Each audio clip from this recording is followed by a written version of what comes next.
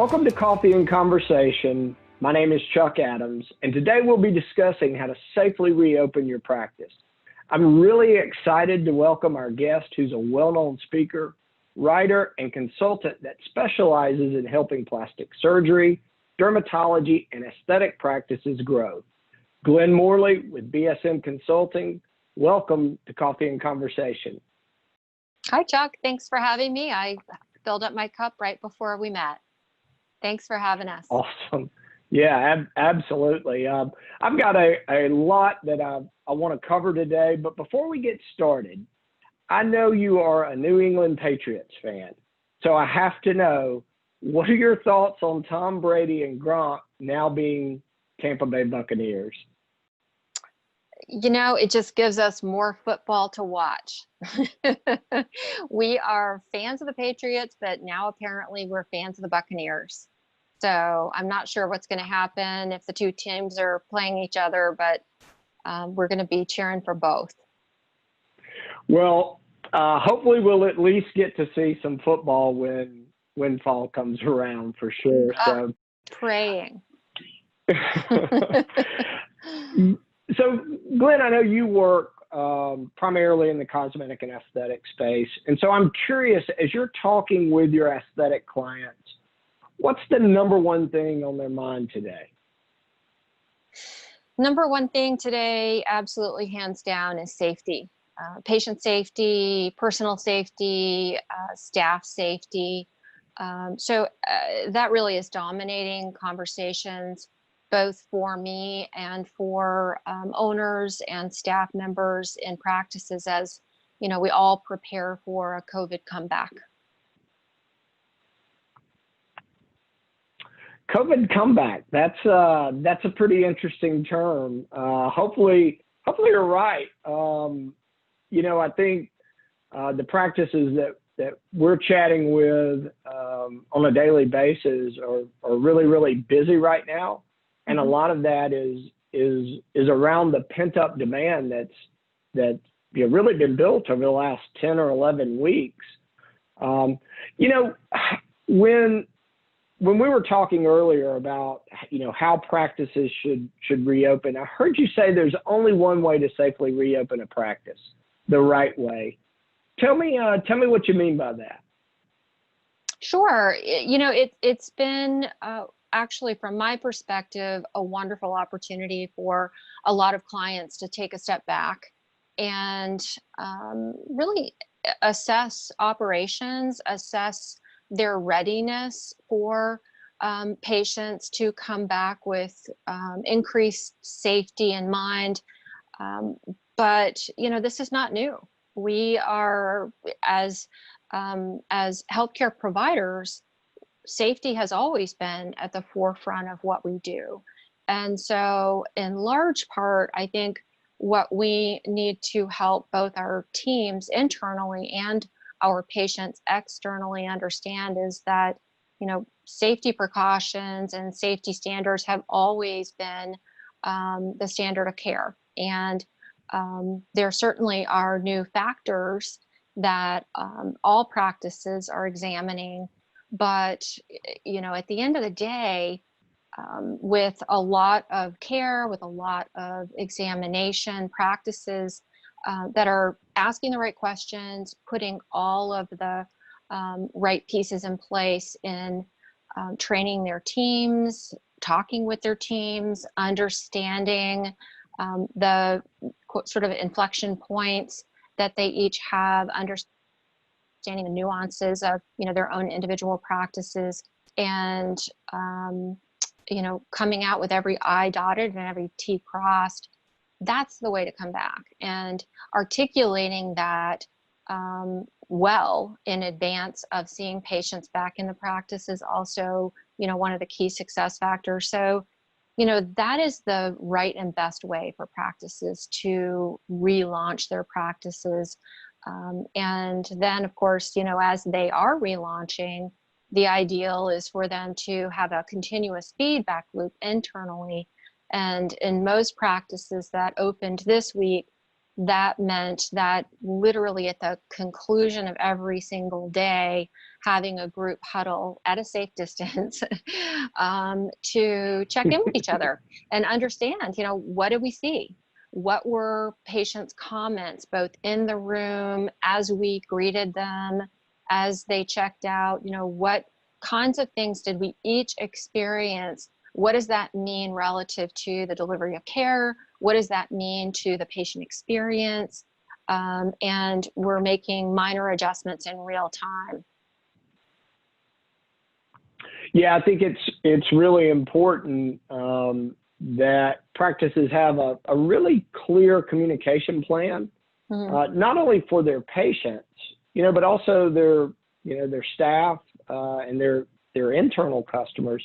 I think that's really, really important right now, especially as, practices are really trying to instill a sense of confidence in their patients and their staff, so they feel comfortable coming into the practice environment. Absolutely. And, it's interesting as I have had an opportunity to observe practices as they are actually literally rolling out these new protocols and practices, because one of the things that we recommend doing is experiential learning as we are adapting these new safety precautions, to the point that, every single thing that we are asking patients to do, we're first asking staff members to do. And so, having a staff person literally pretend like they're a patient, arrive in their car, walk them in as if they are a patient. And it's been interesting doing that with staff members and having them, really stand in the patient's shoes, and the confidence that inspires in them to know that they are protecting patients, to know that the patients are covered, and as staff members, they are protected. If they're protected and their patients are protected, then, all of the circles of people that we all interact with are protected. And I actually had a staff person the other day say to me, I feel safer in the practice than I do going to Stop and Shop. And that really was a testament to the job that this practice had done in preparation. So that was such a feel good, to hear her say that. Yeah, no, that's encouraging to hear for sure. So let me ask you this: what are some recommendations you would give to practice owners for steps maybe they should be following, really to ensure they're providing a safe environment for both their patients and their staff? Sure. A couple of things that have come out this week. I think, I really think by and large, practices are pretty consistently coming up with the same things, and they're good things. But a couple of things that have come out this week that are really interesting and helpful. I have one practice that created, it's a plastic surgery practice that is so ahead of the curve in everything they do. It's really awe-inspiring and humbling to work with them and be a part of their team. But they set up a staging area for their staff, and you literally, what was formerly a separate consultation room is now a staging area for staff to arrive, and each staff person has their own sort of area, and they come in, they change out of their street clothes into their scrubs. They have all their PPE, they have their own box that their things go into. And so it's just so carefully orchestrated and carefully managed, who can go in, how they go in, how they exit. So things like that, staff is coming up in real time with solutions to concerns. And I think, just staying connected as a team in the morning and in the afternoon, every single day during these points of reentry are really important. But, it's not just the safety, it's also, staying in touch with each other so that we can gauge productivity.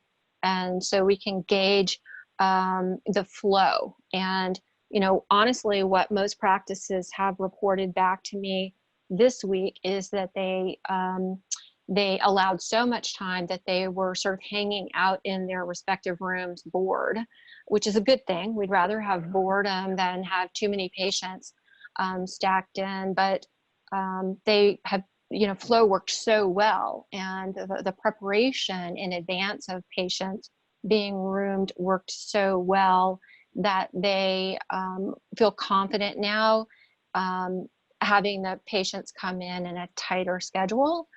A lot of the things that have gone into creating that efficiency include doing pre-consultation assessments, and a lot of practices that were a little bit leery of virtual consultations that have now embraced that concept.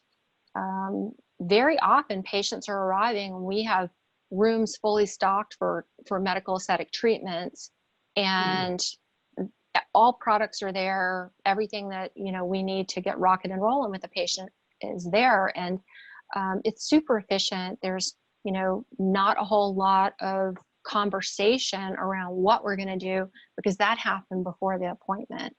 And when you put a stopwatch against it, you save a heck of a lot of time when you basically cut out a lot of chit chat and get straight to work.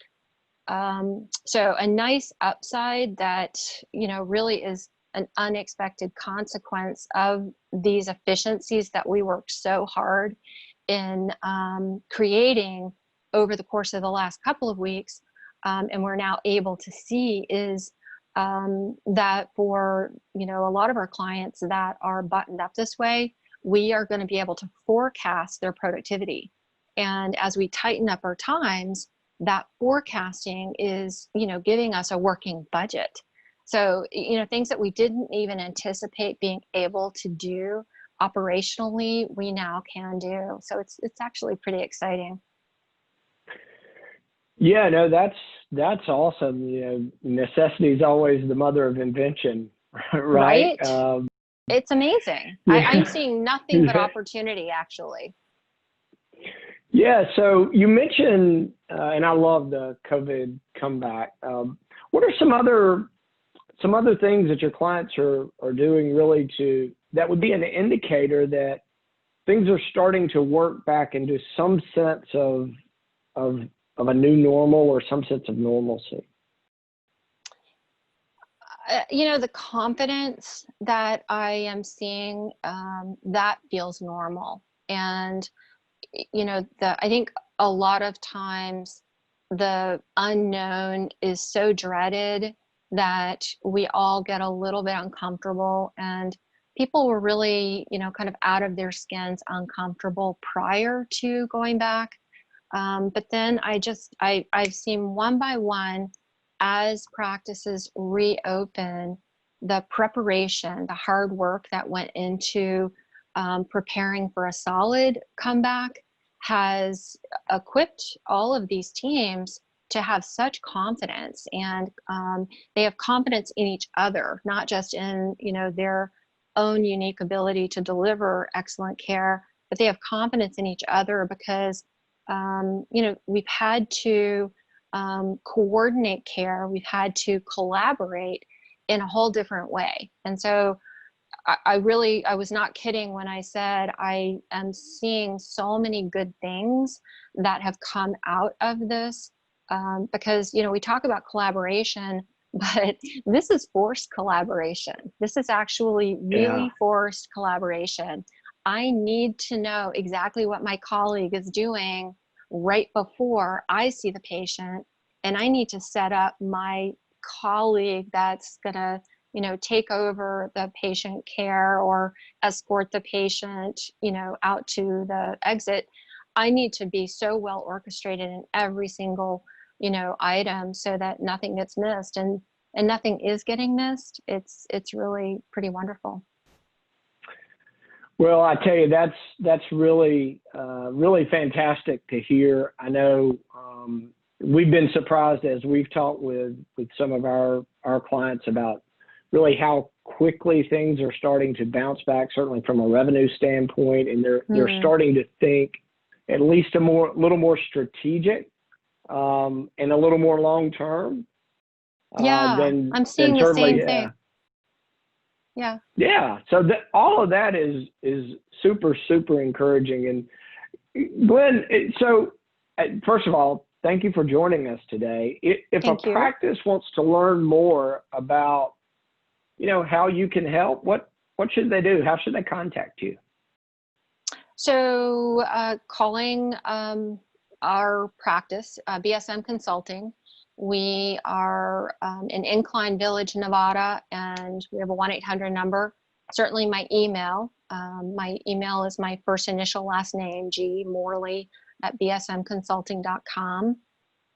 And actually, a lot of people over the last 10 weeks have found me on LinkedIn. It's been really interesting. I was tracking that with our marketing director the other day, and she shared with me that we've seen a 38% increase in our LinkedIn connections.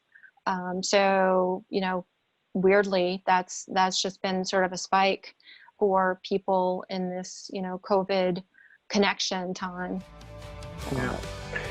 Well, Glenn, thank you so much. I really do appreciate the time today, and I was happy to share a little coffee and conversation with you. Thanks a lot. I appreciate your time. Thanks for having me.